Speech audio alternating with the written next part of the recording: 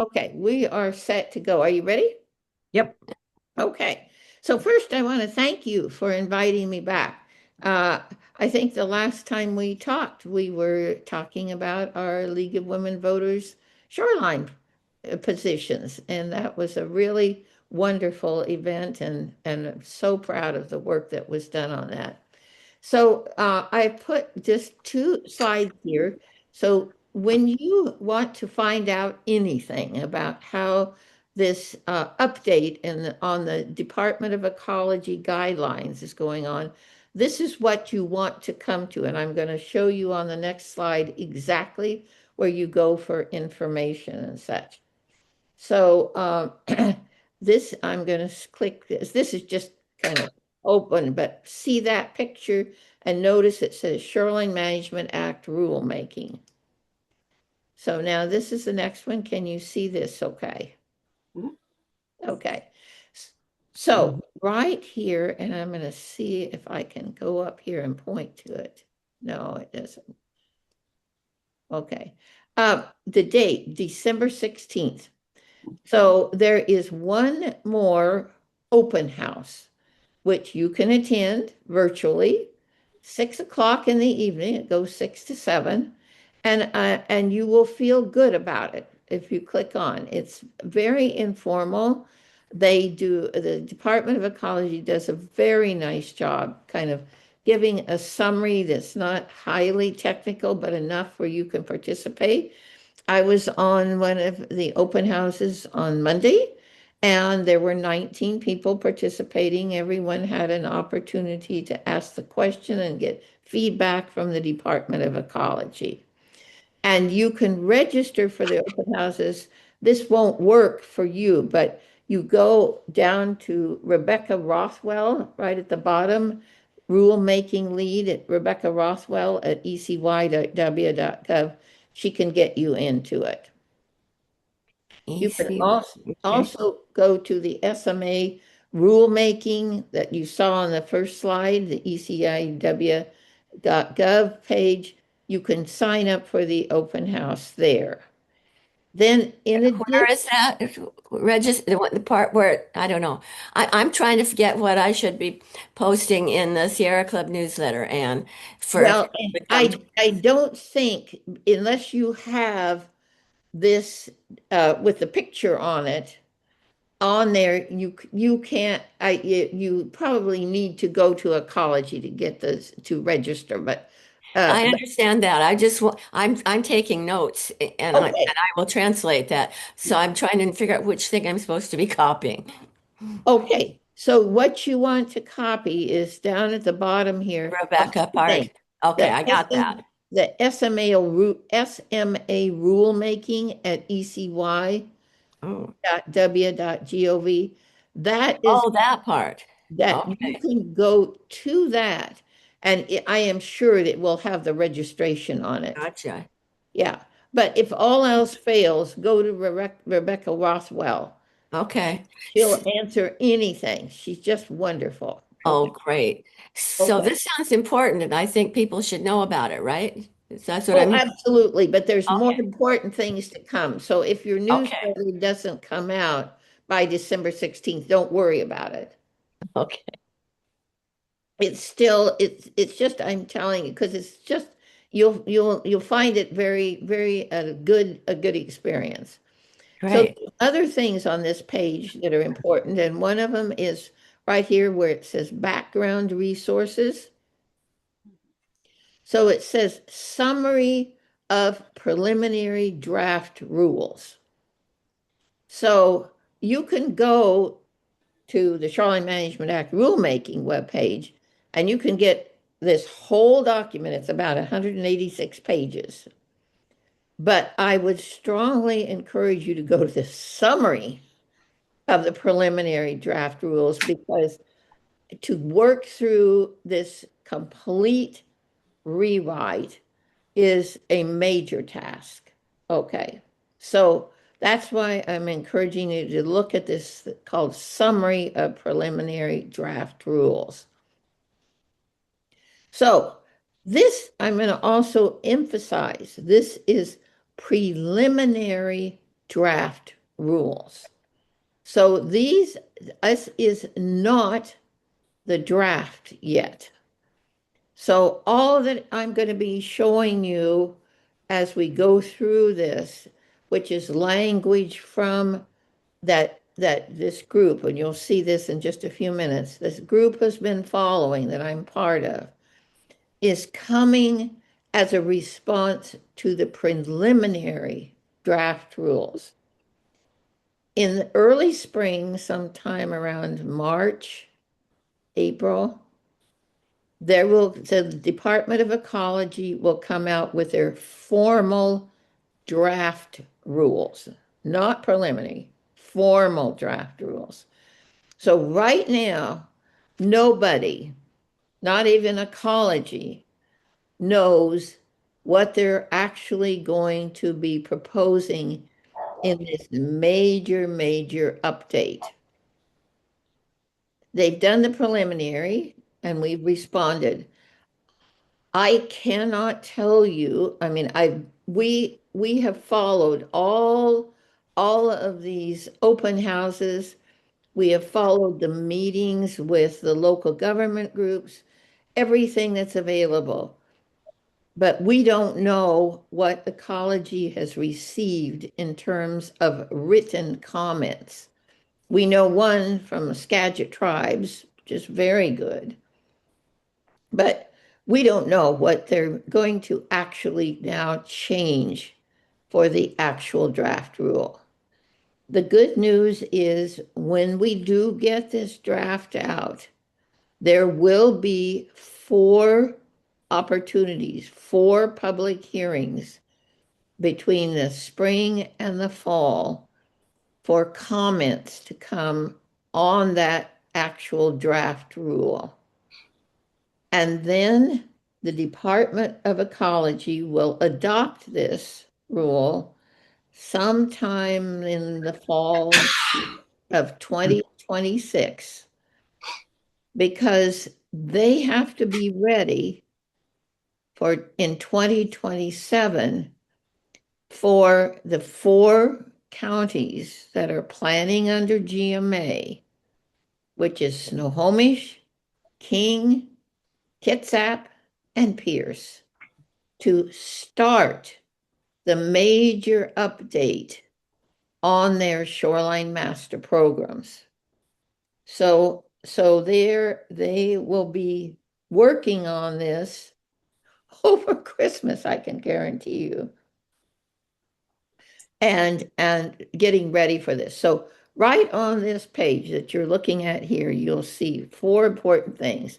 December 16th for the open house, how you can go to the Ecology webpage and register.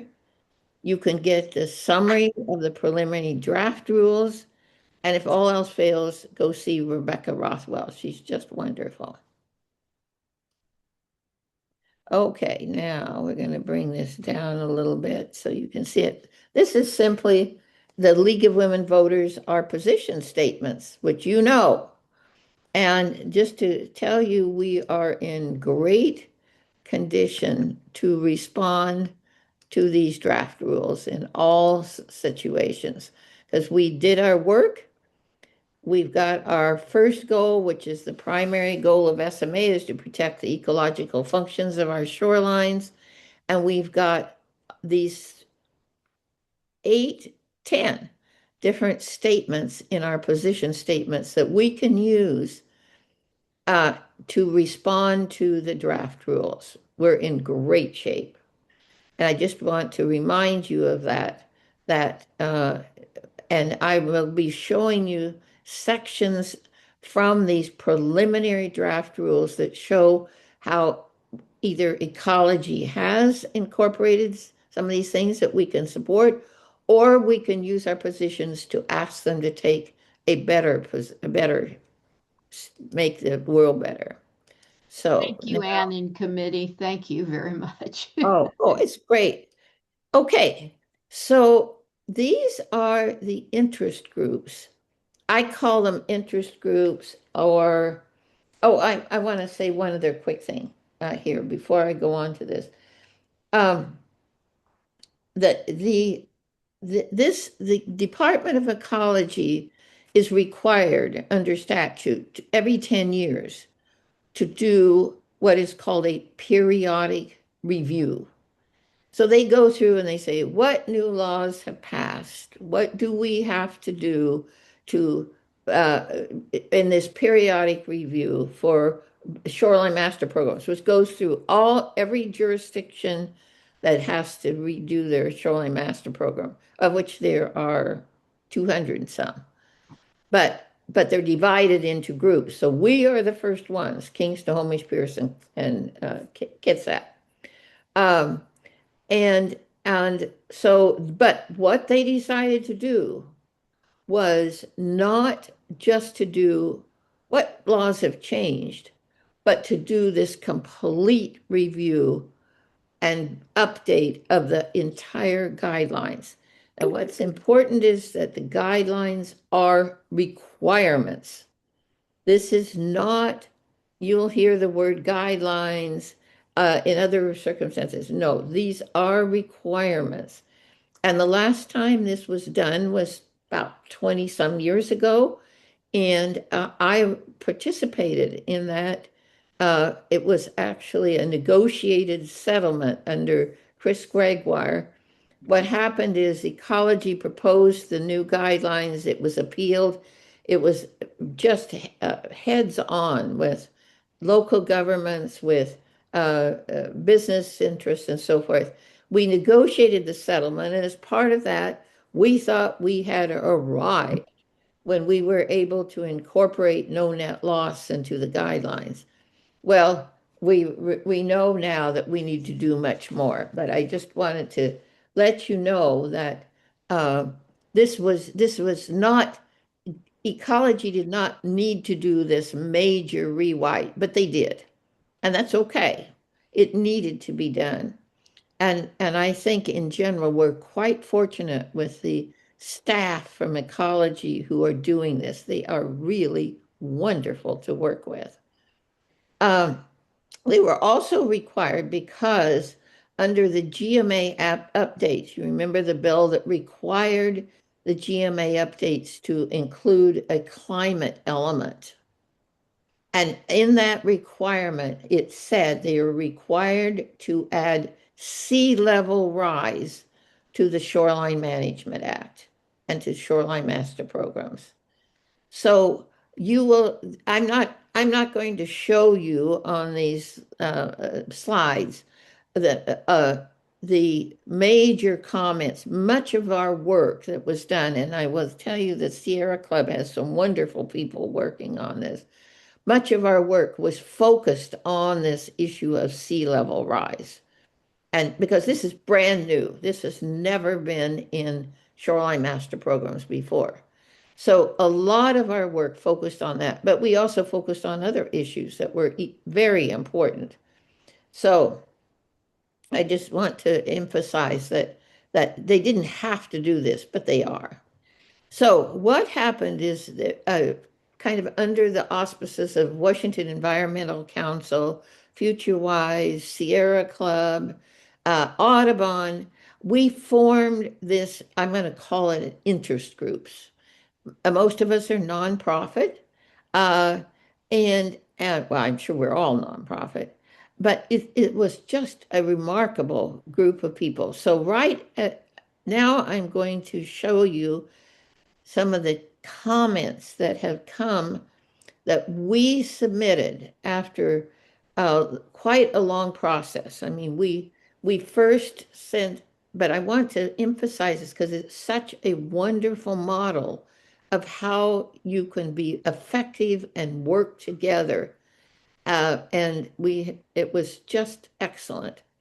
So this interest group, when Ecology first put out the notice, they had what they called listening sessions.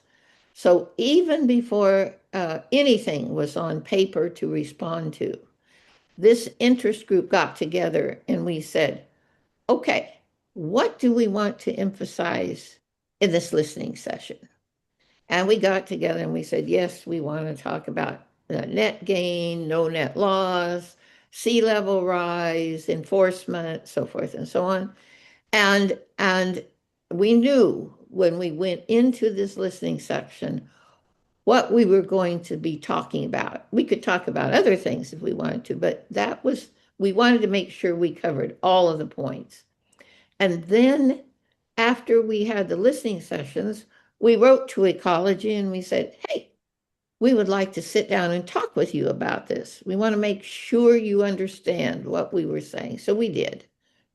And then we followed that just about a year ago, just before Christmas last year, with our first response, which said, Ecology, you've been great. We really enjoyed meeting with you. And now we want to put down in writing what we really wanted to tell you, just so you know, as you work on these preliminary draft rules. So we just started right at the beginning, organized and effective. So Ecology then had a number of meetings. They met with what they call their local government hearing, what I'll tell you, government sounding board, the sounding board. And it's important. I really did not realize how Ecology is stressing with local governments for good political reasons, but it's sometimes it's a little grinding to us as citizens, uh, that they are partners with local government in implementing their shoreline master programs. So it's kind of a good concept for us to keep in mind that while and I'll tell you why this is important as we come back, is Ecology has three important rules under shorelines. First of all, they propose the guidelines, which are requirements. And when shoreline master programs are written, they have to approve the shoreline master programs.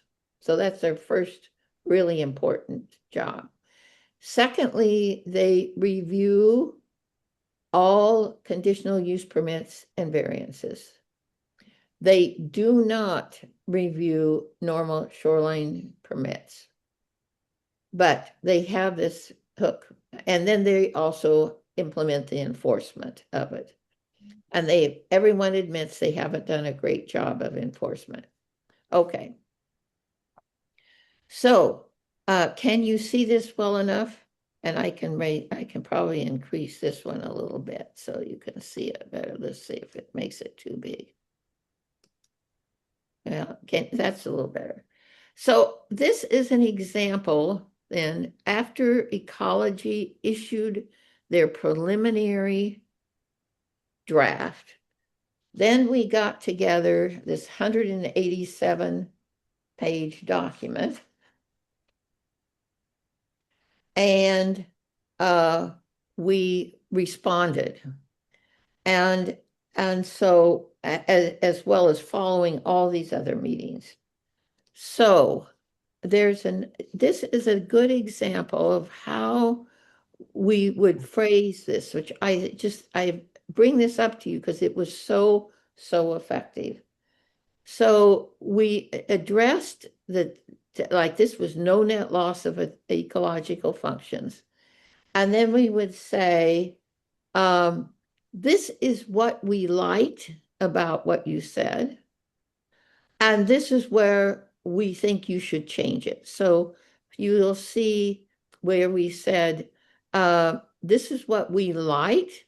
For example, you outlined the subsection a requirement to achieve no net loss and restore lost ecological functions. They reference the WDFW, riparian ecosystem. And we liked overall, you use shall in place of should, not every place, but it was good. And like in this case, this channel migration things. So we specifically noted the section in the code where the preliminary code, and then went on to say what we liked and didn't like. This is an example under the ecology where we not only said what we liked and didn't like, but we also then added in bold what we wanted them to change. And then gave the rationale as to why we wanted this change. So you see here, we said, and regulatory incentives, we said, we don't know what that means. So take it out. No. We'll see what happens. We don't know what they're going to do. I raise this as an important example because they they are really, really proud of this section on vegetation management. They really view this as a real strong point in their new regulations, which has gone beyond what was done before. So that's really important. Here's another example. Net ecological gain. Well, this is important for the league because this is something we called out when we in our positions. And so here again, we ask, whoops, excuse me. Okay. We ask that they replace the no net loss with achieve no net loss throughout. And then we told them why we wanted this done, and gave a rationale for it. Here's another one, mitigation sequencing. We talked about, we like the clarity, but we think that they needed to further clarify avoidance in mitigation sequencing. If you've ever followed a project, you know what you get when you say, first you avoid. They just say, well, we've got this land and we wanted to put this X on it. And well, if we're going to put our X of this size on it, there wasn't anything we could avoid. So they want this clarified also. So another area that we are very, very strong on is of enforcement and compliance. This is probably where we made the greatest gains in terms of the preliminary. There, one of our members, as you saw on our list, is from Whidbey Island. And you've probably heard about the study that has been done on the unpermitted bulkheads on Whidbey Island and how much of how much of percentage of the bulkheads are not permitted. So there was one of our representatives who, two of them actually, were absolutely wonderful. And they are really, really good on this subject. So we were able to get into the preliminary regulations a lot of issues that we supported, and ecology was very appreciative of what we had done on enforcement. There is still more that we would like to ask for, but whether there's a whole issue of what the responsibility is of contractors who are building the berms. And this has gotten to be a very technical issue. But we'll see what happens. But so far, it was really, really good. So I gave you just examples from our letter in August of how we approached it, the issues that we approached. There were more. A lot of it was on sea level rise. And I didn't put that up here because it gets very technical. And to be honest, I'm not an expert on sea level rise. But I emphasize this for three reasons. One is I think you can feel my enthusiasm for this process that we went through and how we responded. But I also want to have you feel emboldened to do things that you think could be done to help that you've experienced, because you've got a lot of experience in Snohomish County, and encourage you to follow this process as we now go through this new draft that will come out. I can, and if I can send a link, a PDF file to Joan, if you want to see the whole response that our group made uh, to ecology.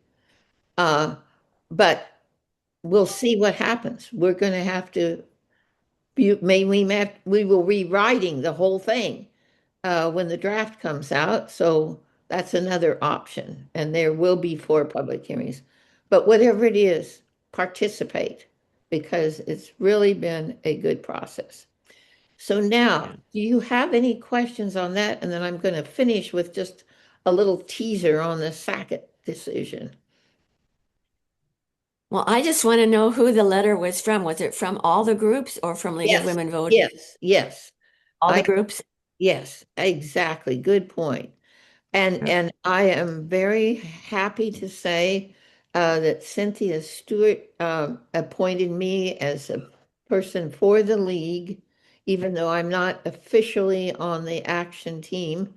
I participate in the green team legislative session, but she appointed me to basically represent the League of Women Voters on this group. So I could then sign our name as a league to this letter. So, Good. yeah. So, okay. Any other questions? Okay. Okay. So now I'm going to go to the Sackett decision. So I just summarized, I'll see if I can get it a little bit larger, maybe, and see what happens. Um, Yeah, and yeah, you can play with that number, 200, in that little yeah. rectangle. If you wanted to put 150 in there instead of It, it, 200, you it don't doesn't, have to accept what well, they I give. don't, I can just write in. Oh, Yeah, put, oh, thank you. yeah, just try, Oh, you can yeah, write the number you want in there and yeah. it'll do it. Let's see what we can get to. I'm gonna try 180. Is that pretty good? Mm, It's still a that's little awesome. off the page. Try Still, 150 and see how that looks. okay, okay, I will do. That's a good suggestion. And you could just change the 8 to a 5. Yeah, I should have done that. I'll get there. Okay, let's try that. Is that okay? Or is it all on then? Better. We're almost there. Yeah, I think Yeah, so. okay. So I took a little, this is now what's going on. So we just had our first meeting with the interest groups.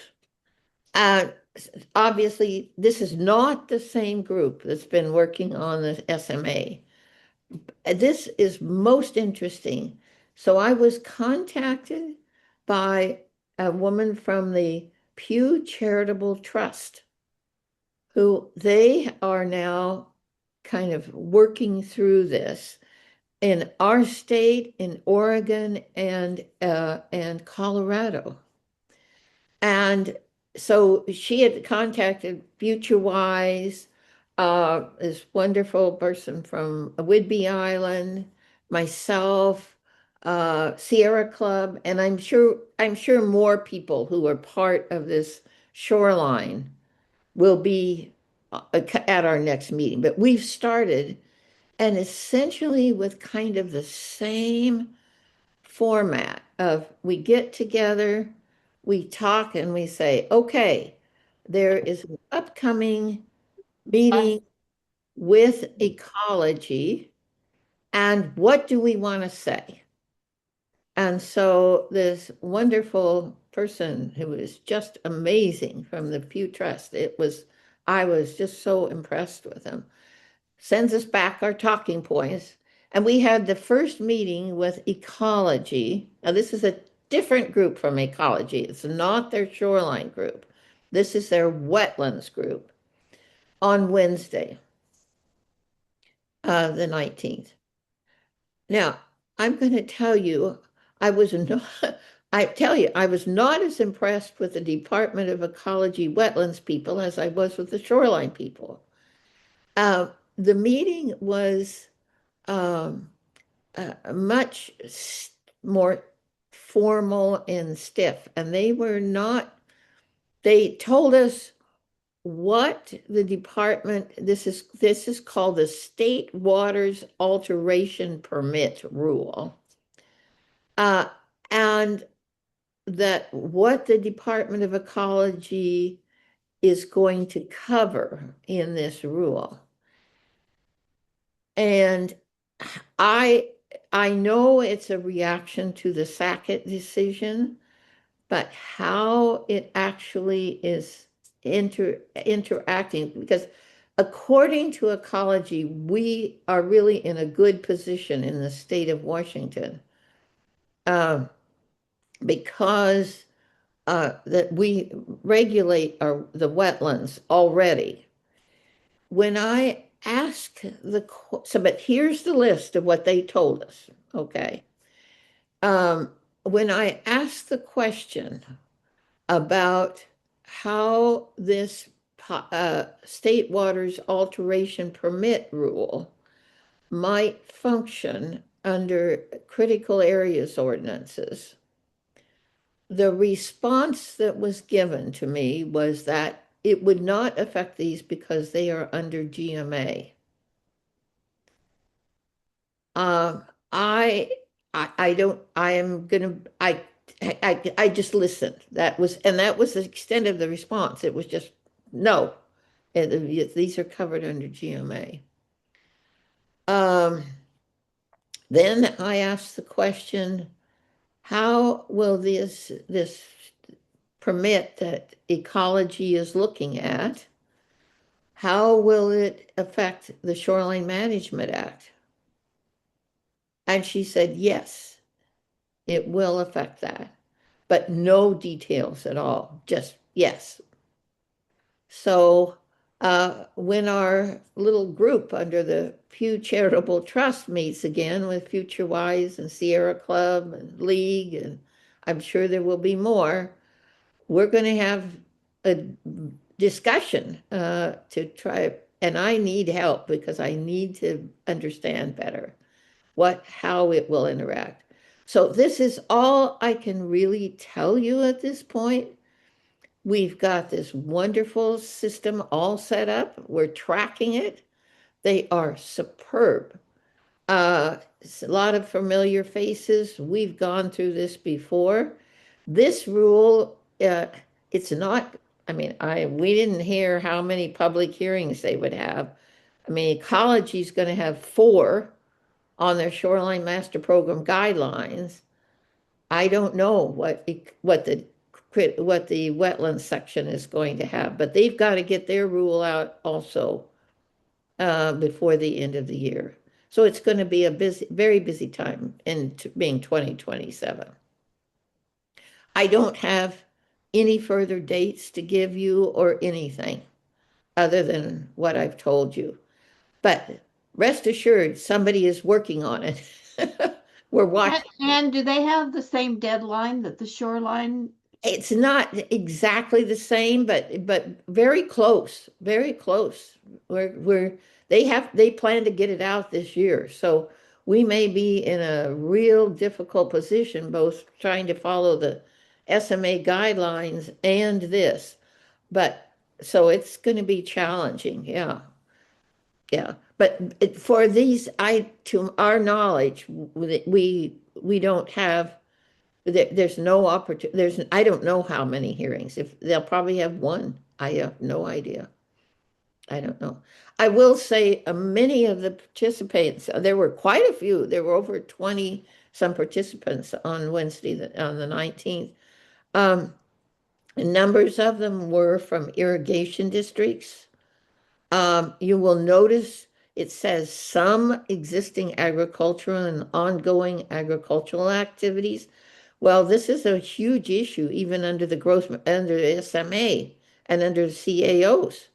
I mean, Skagit still has dreadful CAO for agricultural activities. So maybe they can make some progress on this. And this emergency repair and response. So this is a big issue on shorelines under SMA. What constitutes an emergency? So if someone has a bulkhead and they need it repaired, they say, oh, it's an emergency. And then they go hire the contractor and they build whatever they want to build. And they say, well, we're responding to an emergency. And that is it, and it isn't, there's no permit under SMA for an emergency exemption.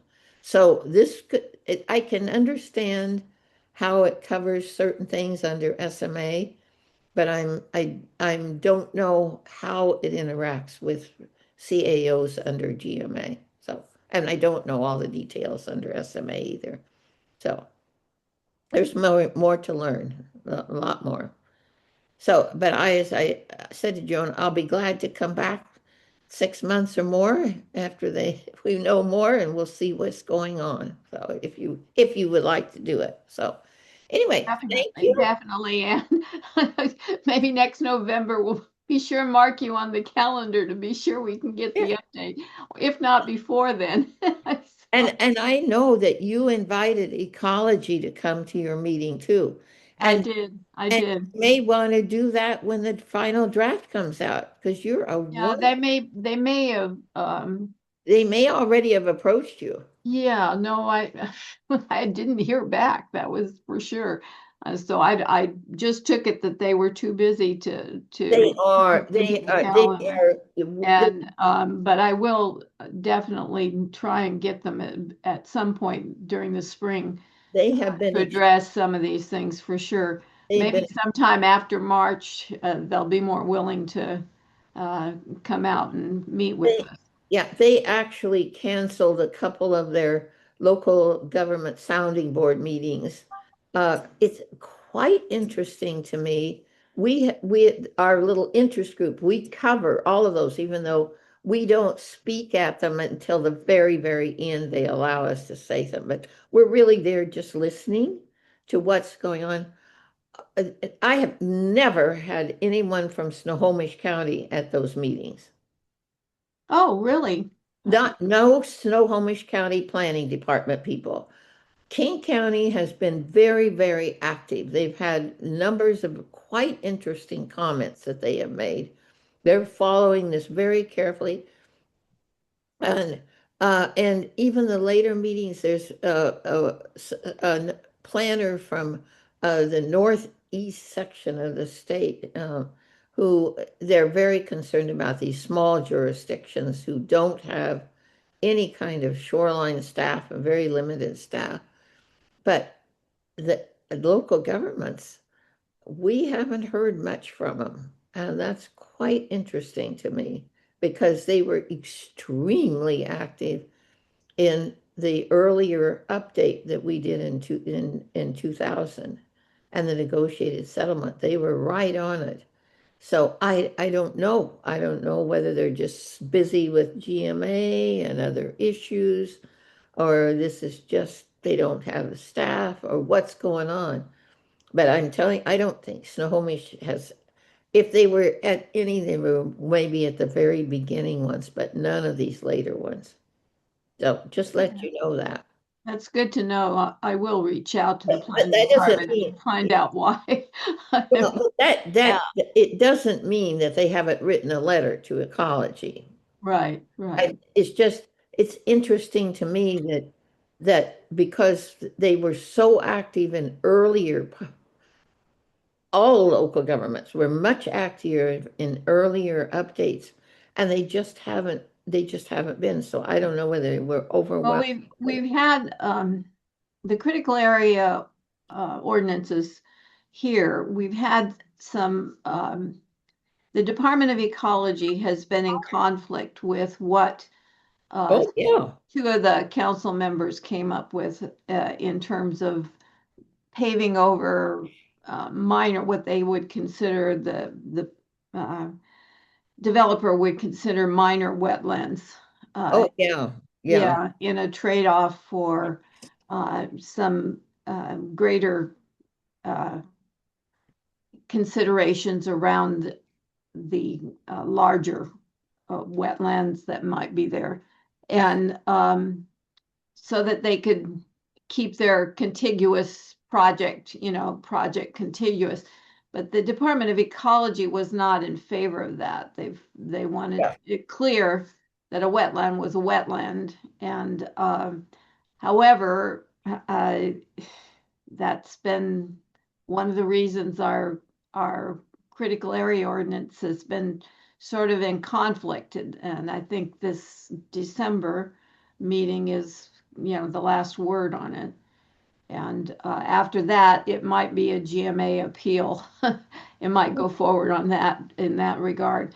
And I know FutureWise is really working on it. And then I asked uh, Kristen Kelly to try to do some work on this Skagit decision too, and to see how that was further impacting us, Mm, along with the wildlife impacts now too. yeah. I have reached out several times to the Department of Wildlife as well, but not since the current decision to have fewer protected species, Yeah. and to, I forget what the wording is, but if it comes in conflict with business, uh, the advantages of business, that the advantage of business should take precedent over the protection of threatened species. I can't believe it. And that's I think somewhat what the wording is, and it doesn't uh, That doesn't cannot be, that has to be in conflict with WDFW. Yeah, no, and the spotted owl, I think, is doomed under those Oh, kinds of, yeah. Yeah. um, and the murret, the Yeah. little gray murret. Yeah. Well, Yeah, I'm glad we brought this up because I've got two things that I was going to point out, and I didn't do this yet. Another great thing in this draft, in the preliminary draft that the shorelines have put out, is and local jurisdictions, King County has reacted very strongly to this. But they so far appear to be very firm. So under the current guidelines, a county or a city can pass their critical areas ordinance, and then he can pick it up and paste it over into their shoreline management program, to their master program. So they can adopt the critical areas ordinance by reference. That's what that terminology is. Ecology has been quite strong. They will not allow this any longer.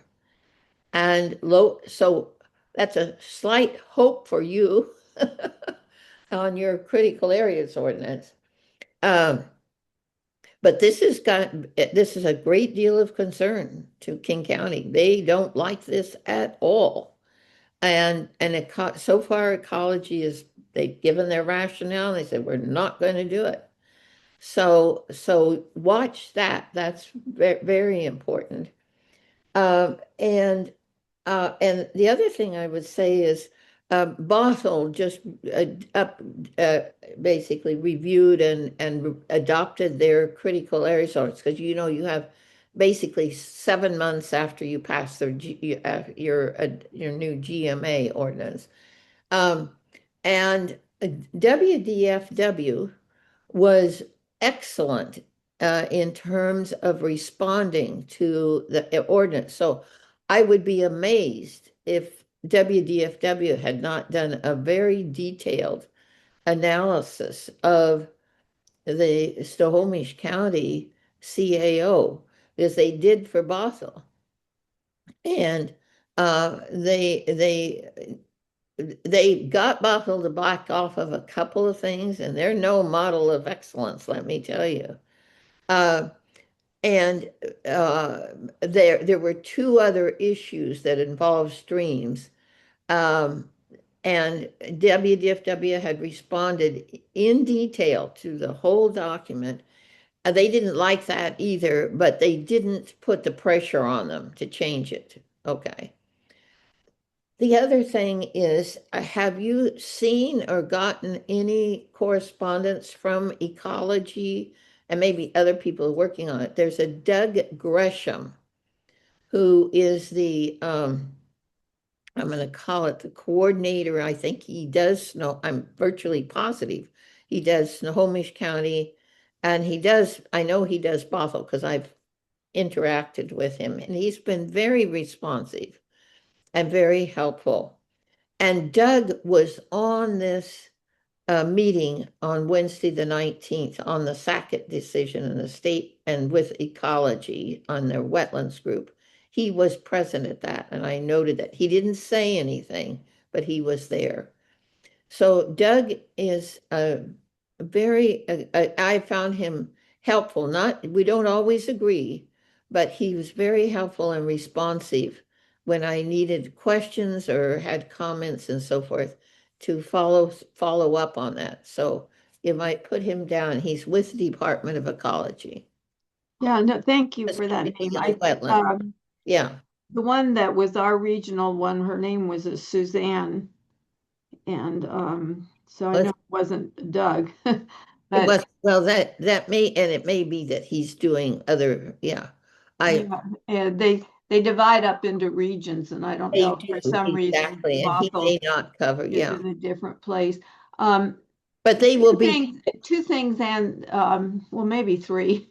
Uh, Number one, the league, when the league team with Cynthia Stewart came and presented to us in October, what was going to be on the agenda going into this yeah, legislature. yeah. He did point out that right now we don't have a water lobbyist. We don't have No, someone to speak in the legislature on the water issues.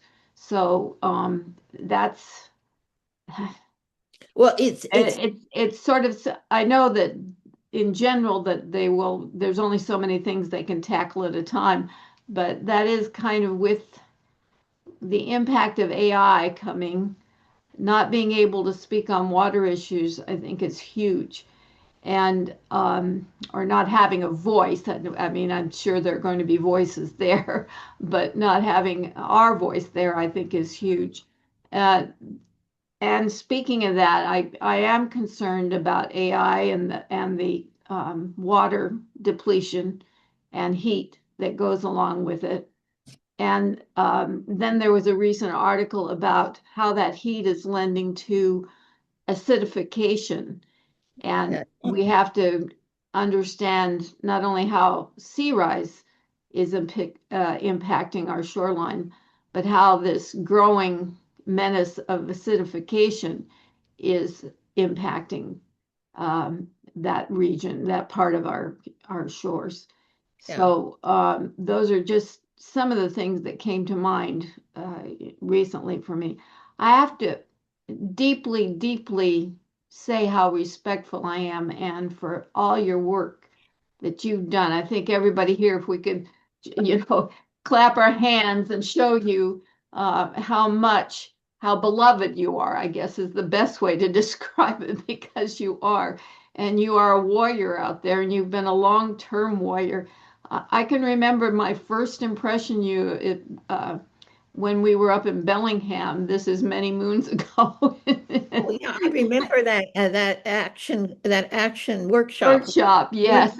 And you were speaking then, and I was going, this woman is truly, truly at the heart of League and a warrior of things. And I do hope that we get a chance to sign up for the 16th.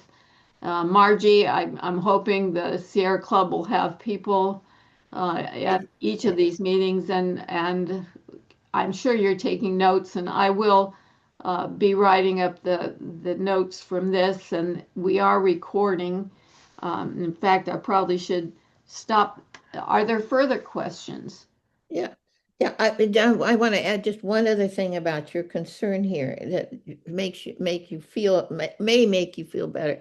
Uh, yes, I agree. We do not have anyone. Cynthia covers growth management act things, but we're not. No one really covering shorelines or water issues or yeah, it's or wetlands. Fortunately, my mantra is do not, under any circumstances, go in and change 9058, the RCW.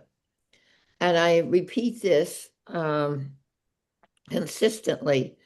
I think the worst thing that has happened with GMA, it's been amended out of all meaningful existence. It's just hopeless.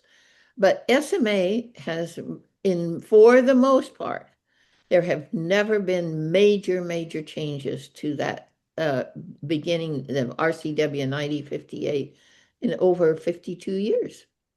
So I and so far we're hanging in there. But that's the thing I am most known for is don't change the 9058. You can do all you want to under the guidelines, and they're doing a good job, but don't change the RCW.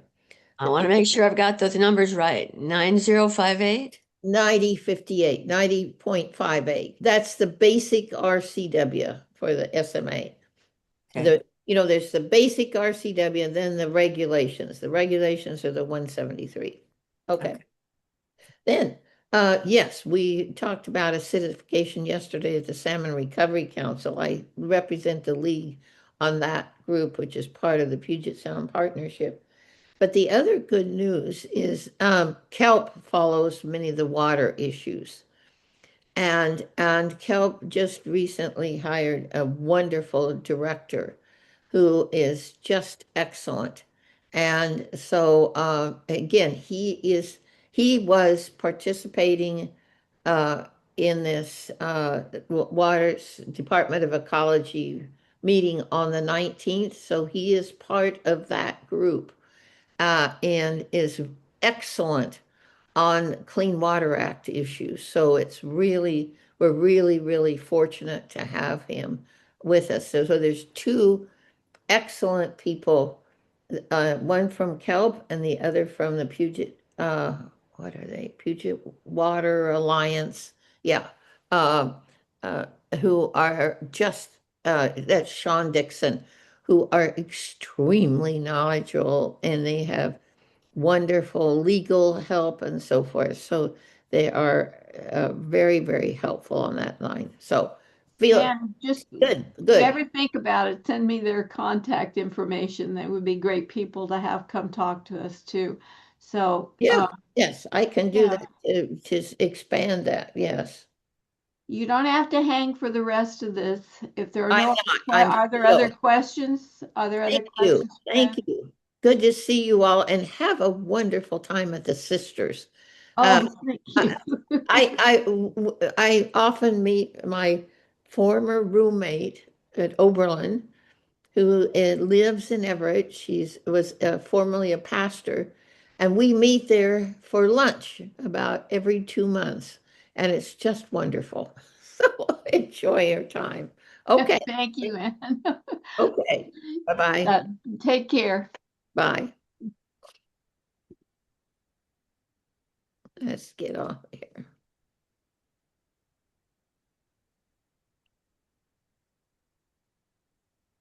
Okay. Bye. Have a good Thanksgiving.